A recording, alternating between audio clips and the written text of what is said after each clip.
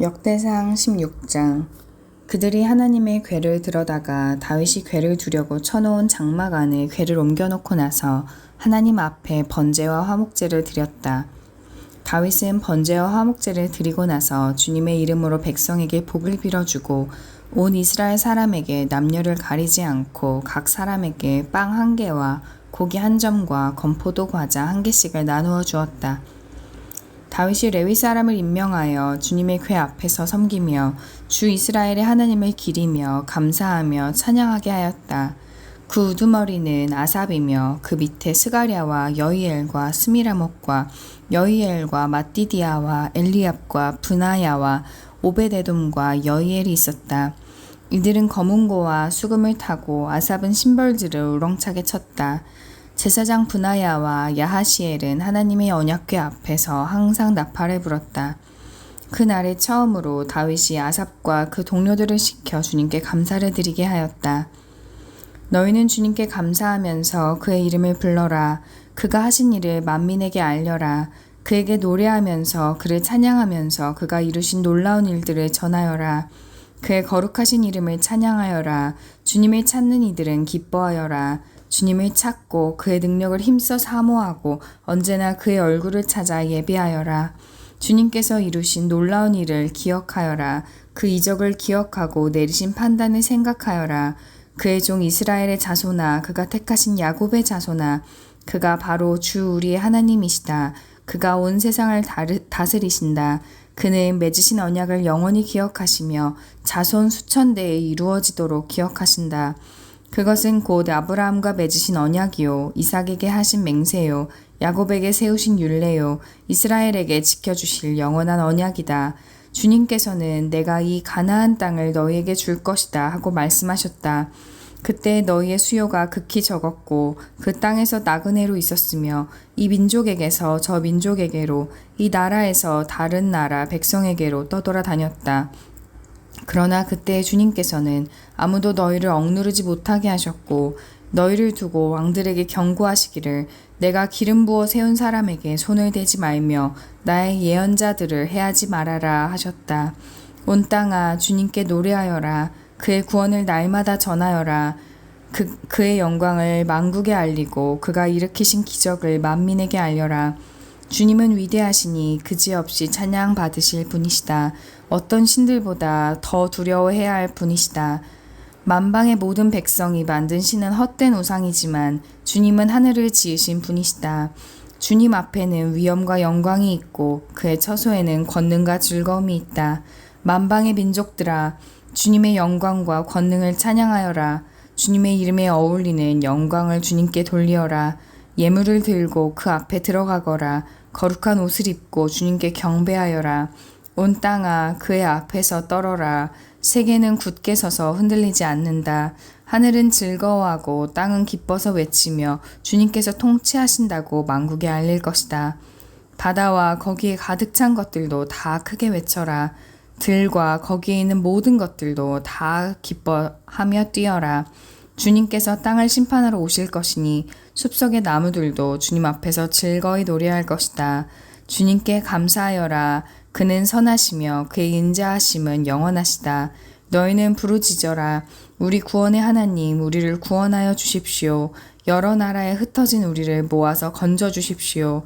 주님의 거룩한 이름에 감사하며 주님을 찬양하며 영광을 돌리게 해 주십시오.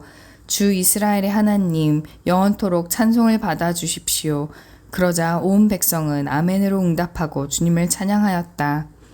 다윗은 아삽과 그의 동료들을 주님의 언약궤 앞에 머물러 있게 하여 그 궤 앞에서 날마다 계속하여 맡은 임무를 수행하도록 하였다. 오베데돔과 그의 동료 68명과 여두둔의 아들 오베데돔과 호사는 문지기로 세웠다. 제사장 사독과 그의 동료 제사장들은 기브온 산당에 있는 주님의 성막 앞에서 섬기게 하였다. 그들은 이스라엘에게 명하신 주님의 율법에 기록된 그대로 번제단 위에서 아침 저녁으로 계속하여 주님께 번제를 드렸다. 그들과 헤만과 여두둔과 선택되어 이름이 명부에 기록된 남은 사람들은 주님의 자비가 영원하심을 찬양하게 하였다.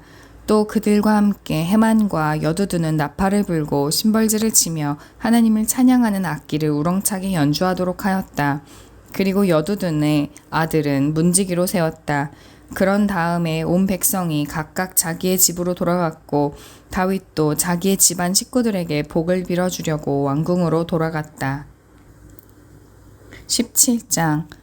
다윗은 자기의 왕궁에 살 때 예언자 나단에게 말하였다. 나는 백향목 왕궁에 살고 있는데 주님의 언약궤는 아직도 휘장 밑에 있습니다. 나단이 다윗에게 말하였다. 하나님께서 임금님과 함께 계시니 무슨 일이든지 계획하신 대로 하십시오. 그러나 바로 그날 밤에 하나님께서 나단에게 말씀하셨다. 너는 내 종 다윗에게 가서 전하여라. 나 주가 말한다. 내가 살 집을 내가 지어서는 안 된다.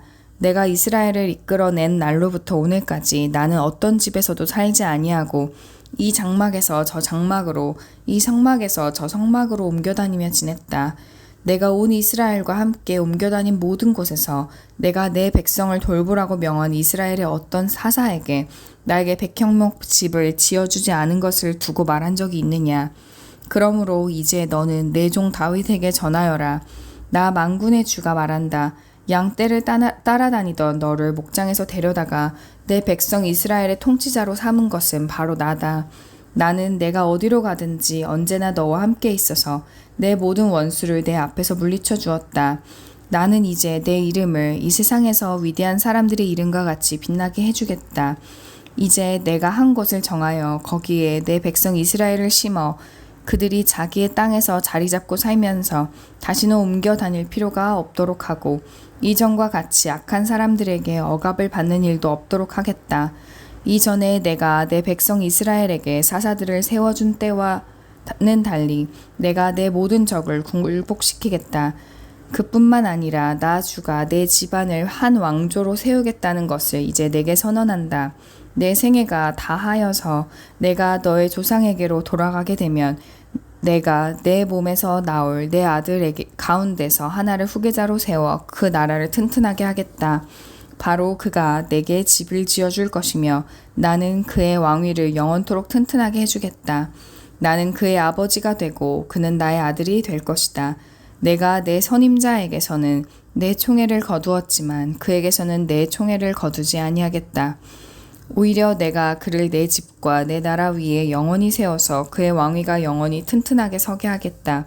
나단이 이 모든 말씀과 계시를 받은 그대로 다윗에게 말하였다.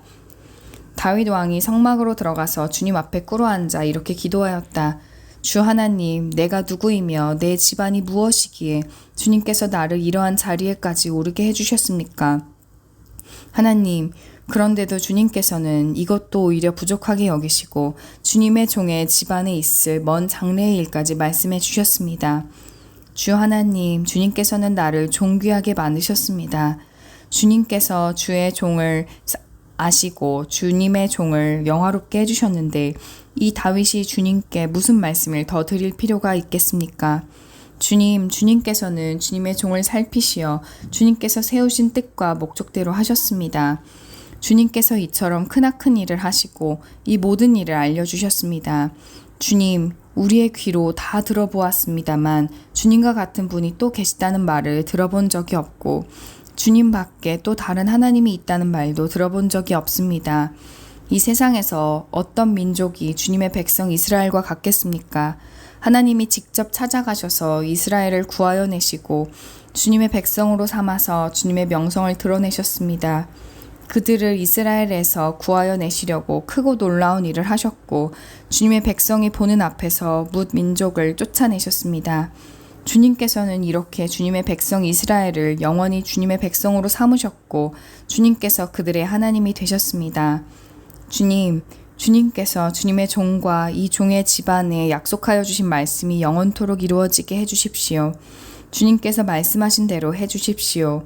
그리하여 사람들이 이스라엘의 하나님은 만군의 주요 이스라엘을 지키시는 하나님이시다 하고 외치며 주님의 이름을 굳게 세우고 영원토록 높이게 하시고 주님의 종 다윗의 집안도 주님 앞에서 튼튼히 서게 해주시기 바랍니다. 나의 하나님, 주님께서 주님의 종에게 이 종의 집안을 한 왕조가 되게 하시겠다고 계시하셨기 때문에 주님의 종이 감히 주님께 이러한 간구를 드릴 용기를 얻었습니다. 그리고 이제 주님께서는 참으로 하나님이십니다. 주님께서는 주님의 종에게 이와 같이 놀라운 약속을 하셨습니다. 그러므로 이제 주님의 종의 집안에 기꺼이 복을 내리셔서 나의 자손이 주님 앞에서 영원토록 대를 잇게 해주시기를 바랍니다. 주님께서 복을 주셨으니 그 복을 영원히 누리게 해주십시오. 18장. 그 뒤에 다윗이 블레셋 사람을 쳐서 그들을 굴복시켰다. 그래서 그는 블레셋 사람의 손에서 가드와 그 주변 마을을 빼앗았다. 다윗이 또 모압을 치니 모압 사람들이 다윗의 종이 되어 그에게 조공을 바쳤다. 소바 왕 하다데셀이 유프라테스 강 쪽으로 가서 그의 세력을 굳히려 할 때에 다윗이 하마까지 가면서 그를 무찔렀다.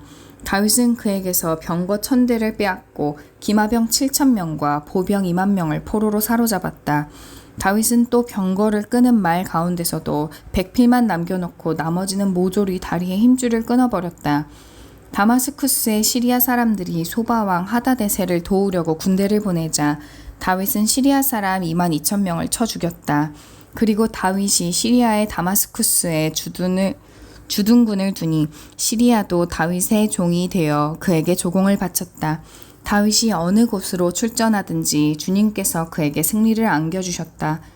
그때 다윗은 하다데셀의 신하들이 가지고 있던 금방패를 다 빼앗아서 예루살렘으로 가져왔다.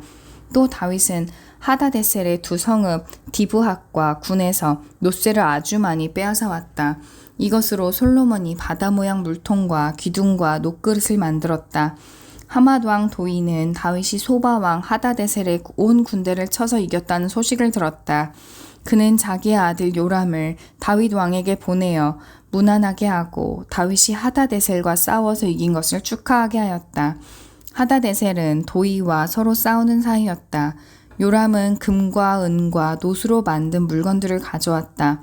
다윗 왕은 이것들도 따로 구별하여 에돔, 모압, 암몬 사람, 블레셋 사람, 아말렉 등 여러 민족에게서 가져온 은금과 함께 주님께 구별하여 바쳤다. 수르야의 아들 아비새가 소금 골짜기에서 에돔 사람 18,000명을 쳐 죽이고 에돔의 주둔군을 두었다. 마침내 온 에돔 사람이 다윗의 종이 되었다. 다윗이 어느 곳으로 출전하든지 주님께서 그에게 승리를 안겨주셨다. 다윗이 왕이 되어서 이렇게 온 이스라엘을 다스릴 때 그는 언제나 자기의 백성 모두를 공평하고 의로운 법으로 다스렸다.